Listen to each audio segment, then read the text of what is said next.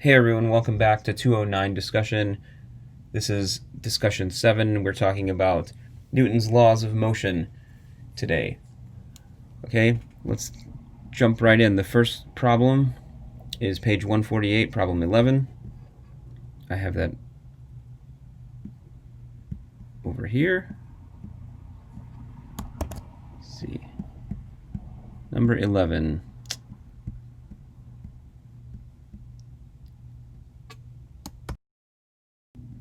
Okay, here we go. Number 11. Three forces act on an object with F1 is equal to that. Here's F1. F2 is equal to this.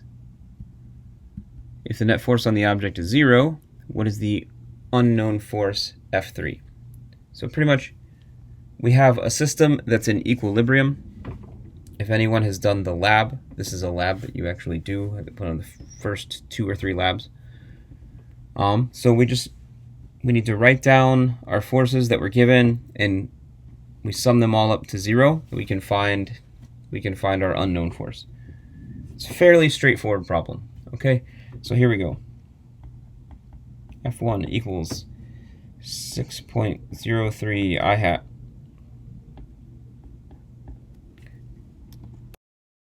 So I've just written them down here. And F3 is equal to, we don't know. Our resultant is equal to 0. So our system is in equilibrium. What that means is F1 plus F2 plus F3 sums up to 0. Okay? So then we just add these together. We just take our x components here and we add those up. We take our y components here and we add those up. So that gives us, we'll say, well, first let's write this down. F1 plus F2. See, here we have F1 plus F2 plus F3 equals 0. So that means that F1 plus F2 is equal to negative F3, right? Or we could say that F3 is equal to the negative of F1 plus F2. That's going to equal, what do we have here? We have negative 6, let's just write it all down this way. 6.03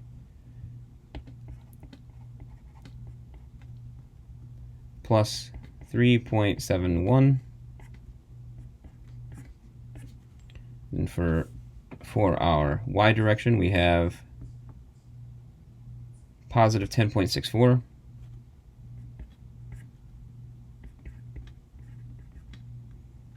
and positive 12.93.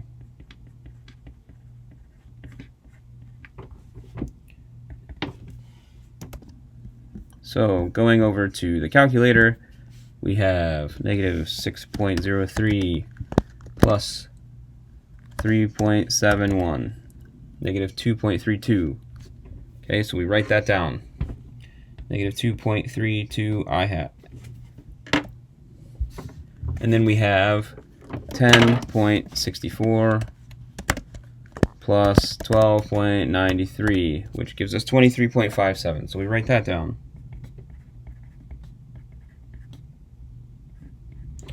And that's your answer, because we're asked to find this, so this is F3.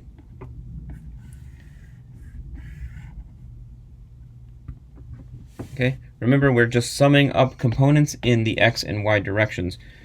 We're given F1 with both x and y direction. We're given an F2 with both x and y direction. We're told that the sum of all of those is 0. So then we just solve for F3 because we're trying to find F3, right? So F3 is equal to the negative of these two. We write them down and add them up. Okay, next problem. Number 25. The Starship Enterprise has its tractor beam locked onto some valuable debris and is trying to pull it toward the ship.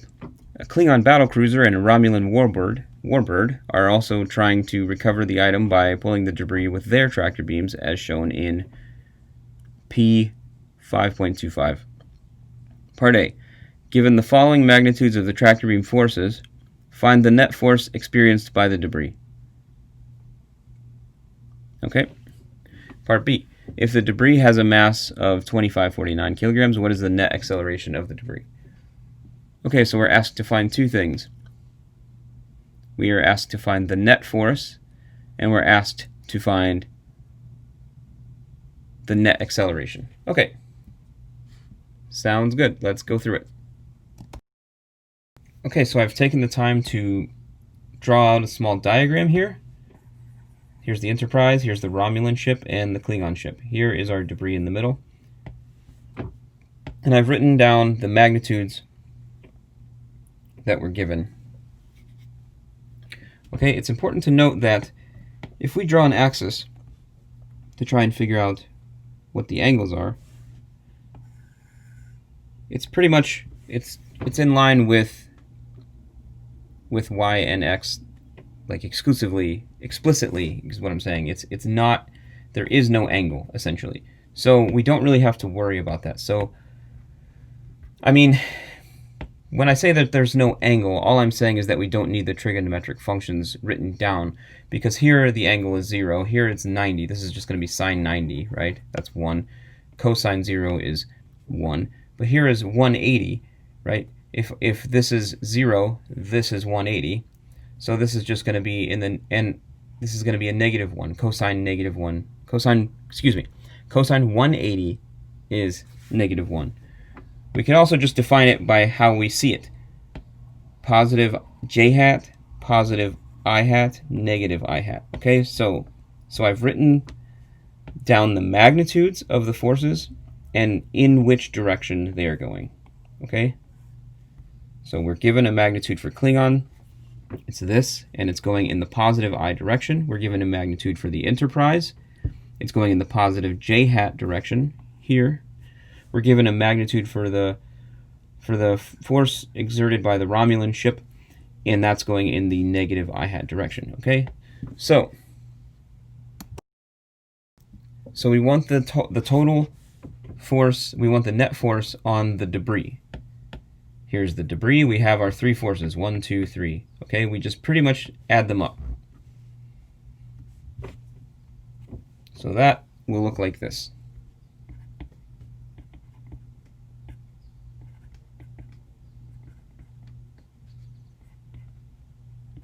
We'll call this F net.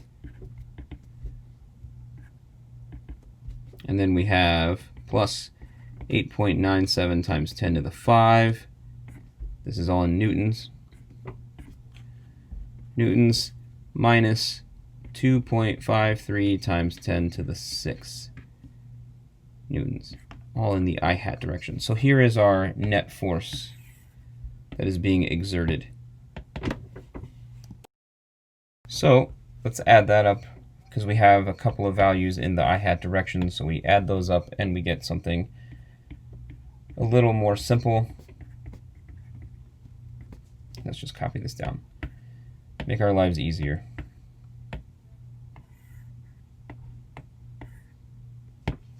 Okay, this is going to be minus 1.633 times 10 to the 6 newtons. And this is in I hat direction. Okay, so that's the net force in component form. We can find the magnitude pretty easily, so we just take we'll call this FD for debris. Let's do this. FD is equal to that. FD for debris is equal to, we have the square root of our components, e to the 6 squared, plus negative 1.633 e to the 6 squared. That's going to equal 7.763 times 10 to the 6 newtons.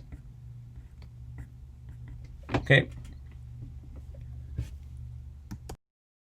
We can also find the angle of the force itself. So we can do that by considering, recall that we have a triangle, and using our Pythagorean theorem, the tangent of the angle is going to be y over x, right? So that means that we can, if we want the angle, we take the inverse tangent of the y over x components.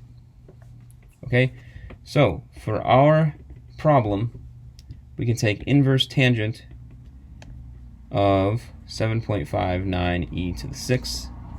This is the same as, sorry, this is how we write it in Python or a calculator. So this is 10 to the 6 over negative 1.633 times 10 to the 6.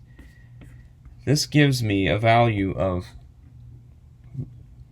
negative 77.86 degrees. So what this is telling me, we need to be really careful here, because what this is telling me is that the angle of the force is downwards this way. This is going to be about negative 70 degrees, right? Negative 77.8 degrees down this way. But our force actually tells us, when we found our force, we're told that we're going up. Let's see, where is it? Here it is.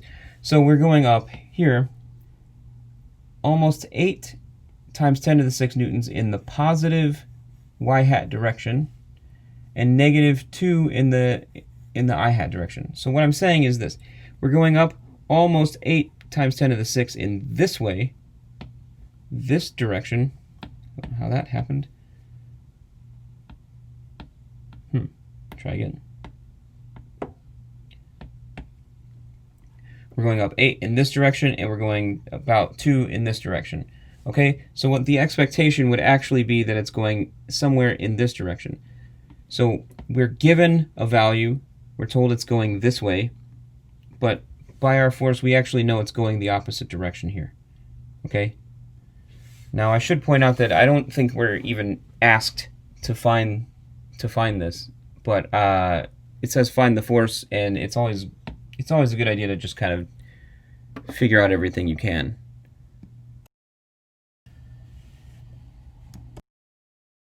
So okay, now we have, if we consider this angle over here as being the same as this angle here, right? This is 77.8. So that means 90 minus 77.8 is, that's 12.14 here.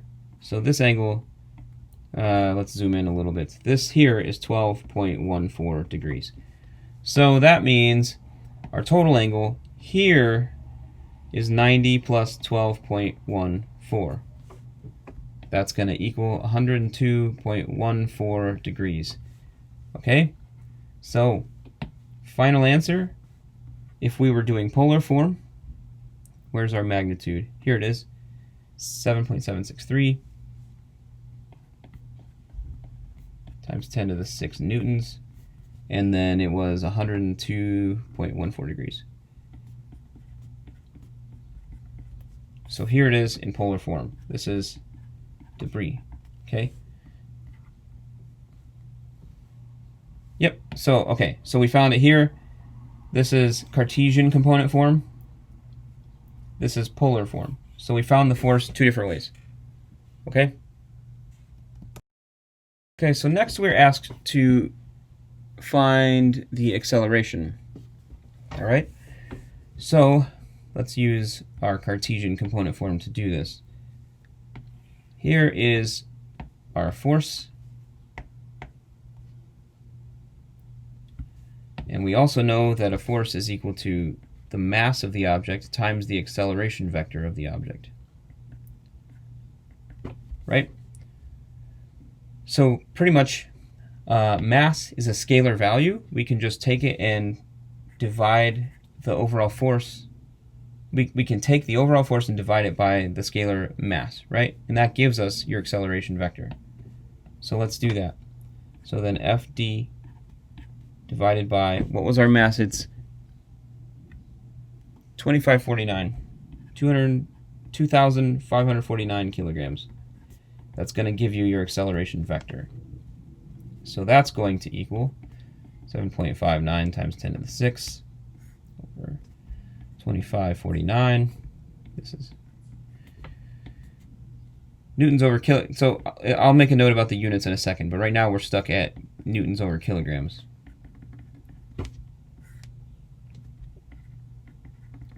49 kilograms, newtons. Okay. So, by the way, this is I hat, this is J hat. So, a newton over a kilogram, newton is kilogram meters per second squared, right? And so we have 1 over kilograms. We'll just say units. Just real quick note on it. This is going to give us meters per second squared. These are units of acceleration. So that's what we're looking for. So we're doing great on units. I'll just continue moving down. Okay, let's do the calculation. Okay, so I've taken the time to do the calculation carefully.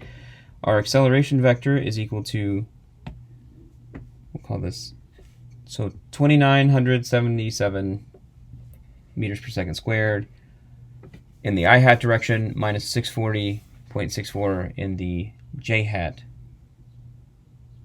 direction. Actually, sorry, these are backwards. Yeah, so I have made a mistake up here. So let's fix that real quick. This is in the J hat direction, this is in the I hat direction. Typically, by convention, we write them in the other way, but because this was negative, I put the I hat over here. So, okay, so this is J hat, this is I hat, okay? So we can also say that this is approximately 2978 meters per second squared, J hat direction minus 641 meters per second squared in the I hat direction. So that's the acceleration vector.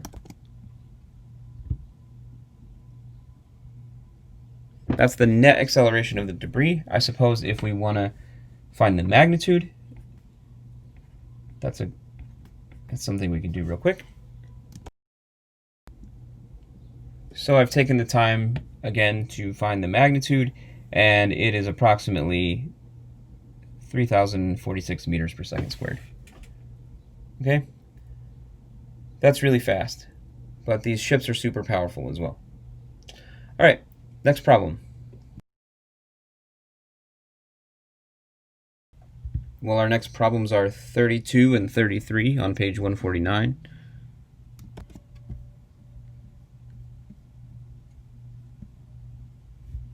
So, okay, if the vector components of the position of a particle moving in the xy plane as a function of time are, here you're given the components, right? Here's x, and here's y.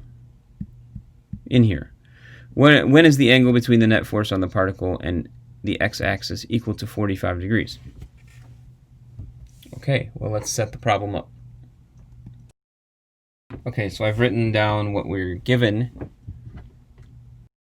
In words, when is the angle between the net force on the particle and the x-axis equal to 45 degrees? So what I'm trying to say is that we're going to need the net force, so we need the acceleration. So let's just take the second derivative of each one of these things. So the first derivative of the x vector, let's do it this way, is equal to 2 times 2.5 meters per second squared times t.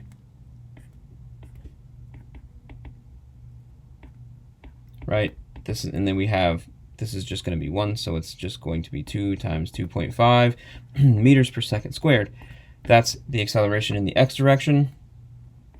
Now, if we do the y, we get 3 times 5 meters per second squared times t squared.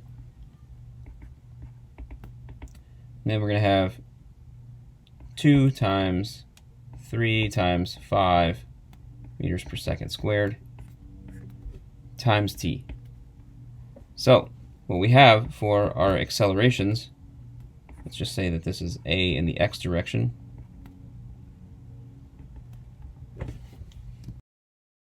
This is going to be 5 meters per second squared. And the acceleration in the y direction is going to be 6 times 5 is 30 meters per second squared times t. Sorry, this is always cubed. We're told this is cubed. So I noticed that because I still had a leftover t at the end. So always check your units as you go. All right, now we're good. Okay, so we have our components for the acceleration vector, and we're asked to find Well, the problem says when is the angle between the net force on the particle and the x-axis equal to 45 degrees. So what it's asking for is at what time, right? So if we have here, let's draw an axis. Let's do this. Here's our x-axis. So this is a pretty standard way of looking at this. We want to know at what point are we at 45 degrees. Right? Because this is x, this is in the x direction, this is in the y direction.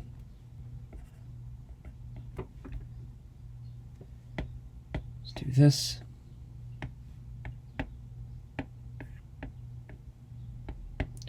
Okay, so what we can do is we can set up, well, let's recall too that theta is equal to the arctangent of y over x components, right? So if we set tangent 45 degrees is equal to a sub y over a sub x, that gives us 30 meters, well, let's say 30 times t meters per second cubed over 5 meters per second squared. What does this mean? This means that we have 6 times t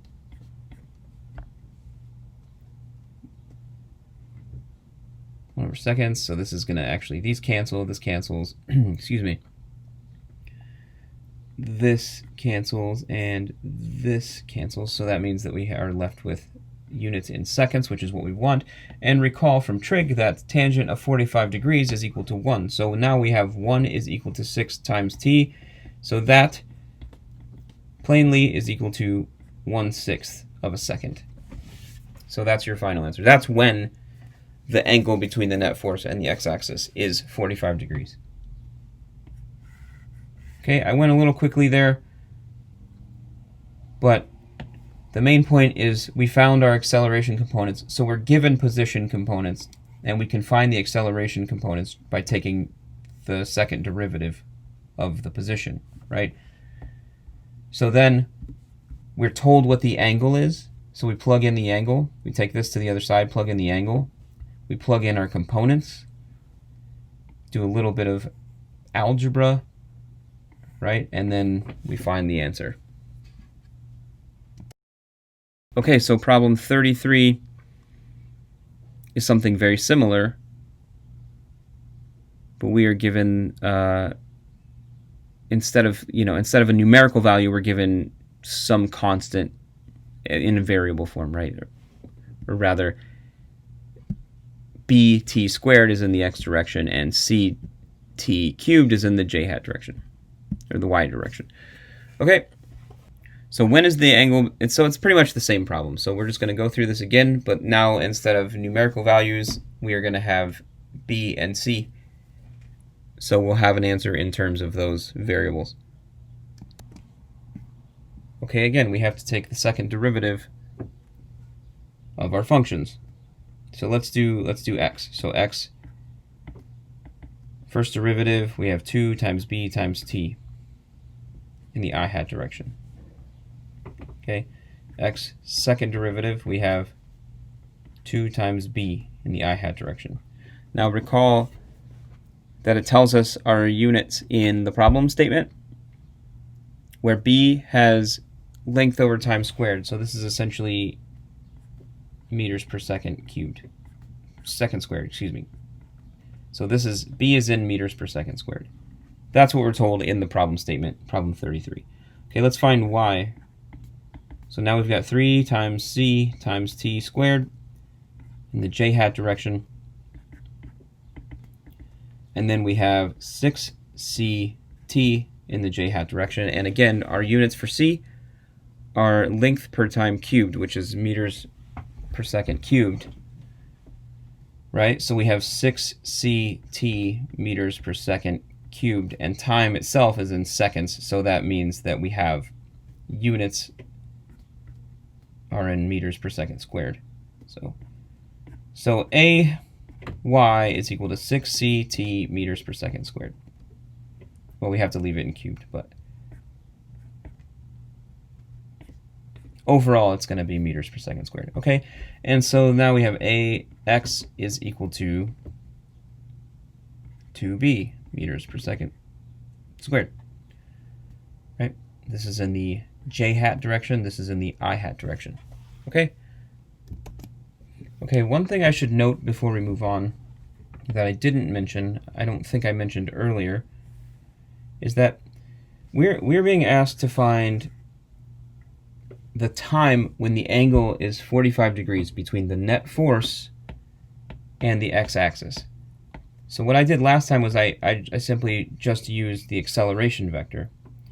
Now the reason I can do that is because our force is equal to mass, which is a scalar constant, times your acceleration vector, right? So we can just scale up or down any vector with a constant. That's not really going to change the angle here. It is going to change the magnitude of the vector, but the angle will remain the same. So I just went ahead and ignored the constant and just used the acceleration vector. Okay, so that is rather important. We should be sure to pay attention to that. So now we have both of our components for our acceleration vector. And we go through the same process, right? So theta is equal to arctangent of our force, right? I mean, if we do this explicitly this way, we can actually show it. So now we have arctangent of mass times AY over mass times AX. So those are just going to cancel out either way. So now we have tangent of 45 is equal to 1 is equal to 6ct over 2b, right? So 1 is equal to 3c over b times t. Okay, that means that we have b over 3c is equal to t.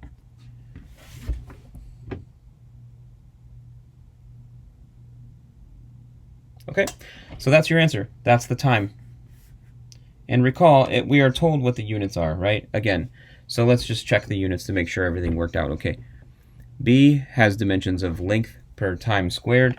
So in units, that would be meters per second squared, right? And then this is going to be over. C has dimensions of length per time cubed. Okay, m's cancel. This is going to cancel. This goes up top. So that leaves you with dimensions of time or units of seconds. Okay, so that's the answer. Moving on. Okay, the next problem, D4, it says discuss the following question with your TA. A rock is thrown straight up from the Earth's surface. Which one of the following statements concerning the net force acting on the rock at the top of its path when it is instantaneously at rest is true? Which of the following statements is true concerning the net force? Okay, well, we can draw a diagram, because that's always fun. But let's talk about what happens when you throw a ball up in the air. So you're gonna toss it up. Let's duplicate that. Oop. Okay, you're gonna toss it up here. Let's say that this is gonna be the velocity vector. And as it approaches the top,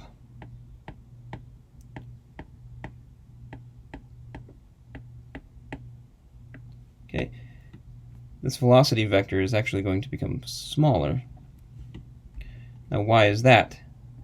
This is 0 at the top. We are told that it's instantaneously at rest.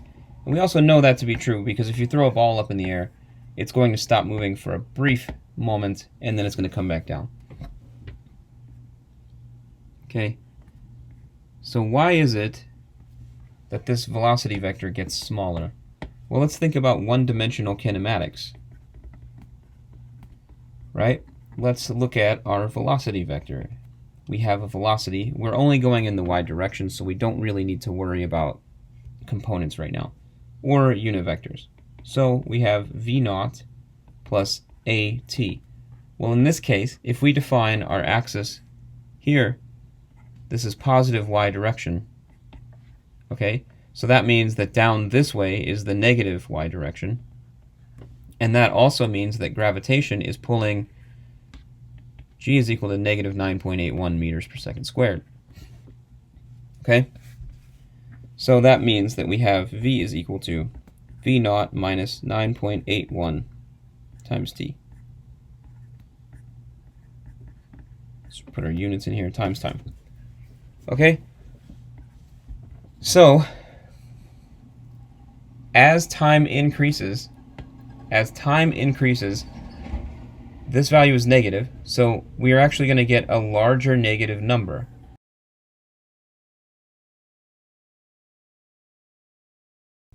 Then, on our second path downwards, let's call this path 1 as it goes up, right? So we go up, that's number 1. We go down, that's number 2. So on our second path downwards, v naught is going to be 0, and we only have negative values, so our velocity is in the negative direction. Okay? So that's really interesting to note that mathematically and physically that you can get a 0 value for your velocity at the top. But what does that mean for the net force? The net force is equal to mass times acceleration. We have a constant acceleration. So that means that the force is equal to a scalar mass times a constant acceleration. In this case, is equal to mass times negative 9.81 meters per second squared, right? Which gives us a Newton, because this is kilograms, this is meters per second squared. Okay, but that aside, what I'm really saying is if we go back to our diagram here, at no point in this journey does the acceleration change. Okay? Our acceleration is not time dependent. So up here, it's not going to equal 0. What is it going to be? It's going to be equal to mass times the acceleration. And the acceleration is negative 9.81 meters per second squared. So our weight force is also equal to this, right? This is our weight force, essentially. If you're setting something on the ground, it's mass times acceleration. That gives it a weight, right? That's what we call weight. So to answer the question, which one is true? The net force is equal to the weight of the rock. Okay, I think I called it a ball earlier. Apparently it's a rock. Okay, so at this point, the acceleration is constant, so we will have an acceleration here. We do have a mass, so that gives us a net force, and that gives us F equals ma, which is also our weight force. Okay, so that's the answer. It is equal to the weight of the rock at the top of the path.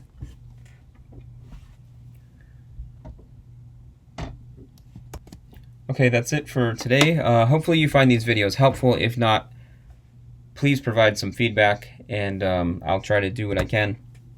Also, I'm always available to meet up for Zoom office hours if you have questions about any of the problems. Okay, until next time.